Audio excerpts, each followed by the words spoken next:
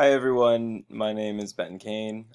Um, I actually don't have an agency with everything going on with coronavirus and everything. I wasn't able to secure a field placement for the spring or summer, so hopefully I'll be getting started in the fall.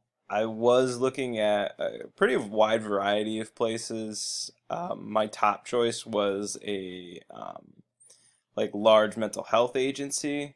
I also looked at a few hospitals, at some local YMCA's, programs like that. Um, so yeah, a pretty wide net of possibilities, and hopefully one of those places will be more available in the coming months. Uh, to be honest, so as a part of not being able to start my field placement, I had to change up my schedule a little bit. So that is why I am taking this class.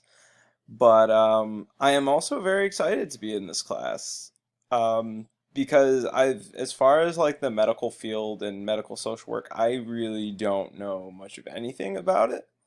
So I'm really looking forward to this class being able to first off educate me as to what the duties and responsibilities of a medical social worker is, and kind of to figure out, um, is this like a good fit for me? Is this something I would like to do professionally in my career?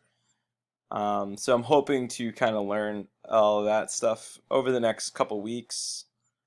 And yeah, I'm really excited to get started.